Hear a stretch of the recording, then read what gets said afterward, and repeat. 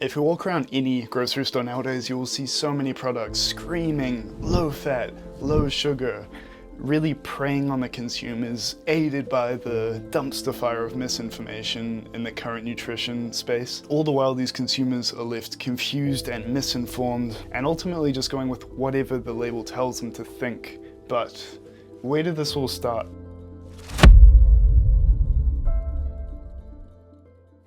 Well, some might argue it started with Dr. Frederick Stier and Dr. Mark Hegstead of Harvard. Not these boys, dude. Like, don't invite these boys to your birthday. So basically, these guys were researching cardiovascular health at the University of Harvard, and they were paid off $50,000 in today's value to downplay the role of sugar in cardiovascular health and blame it mostly on saturated fat. And if you don't really understand this, basically every time you conduct research, you have to do a big old write-up and really explain what you think is going on. So brands like Coca-Cola and Kellogg's, making up the Sugar Research Foundation, paid these guys off to, hopefully give them some bit of publicity, thinking, oh, avoid these fats, these carb-heavy, sugar-heavy sources are absolutely fine. And these doctors, well, they took the money. So this was a two-part publication that was centered around atherosclerosis. Basically, sugar can weaken the walls of your arteries and fat can cause plaques, both of which lead to disruption and damage in your arteries and blood vessels.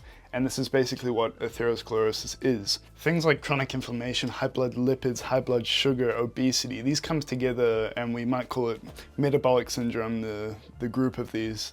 And they work synergistically and usually are found together, really degrading the body and causing conditions like atherosclerosis and, other heart disease, all sorts of bad stuff. So these guys are researching some of the factors of this, and I've got one of the statements from the conclusion here. The major evidence today suggests only one avenue by which diet may affect the development and progression of atherosclerosis, this by influencing the levels of serum lipids, especially serum cholesterol. Are you sure about that? What about sugar, lads?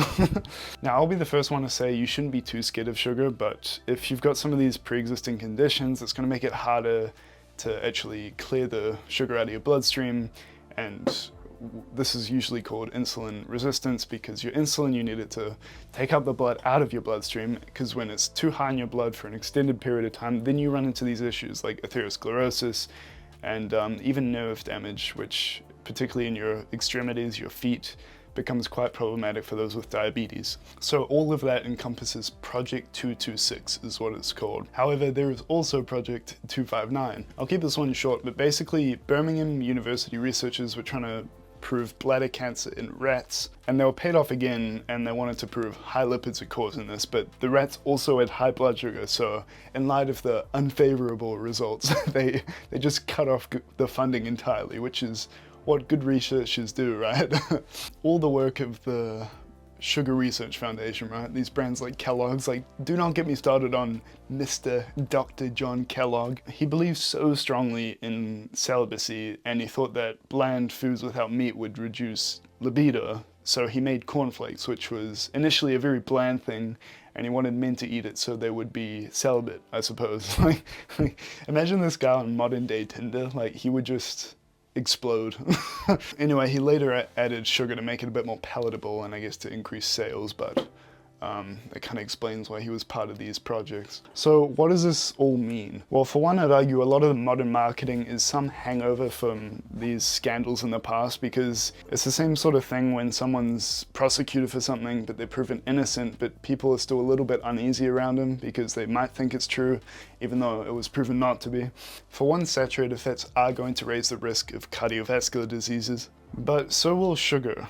But this doesn't make them entirely bad, especially if you're in good health, I wouldn't be too afraid of these. And as well, foods like steak aren't bad just because they have saturated fat. They also are loaded with micronutrients which you need, they're a good source of protein, etc. And for sugar, it's the same case with things like fruit. It's not bad because it has sugar, we need the other stuff that's in there, right? So if you're active and in good health, don't be afraid of these, particularly with sugar, because if you're in good shape and have a bit of muscle mass, this muscle mass is just going to sponge up the sugar pretty much and store it as muscle glycogen. As well, actual muscle movement is going to uptake the sugar without need for insulin.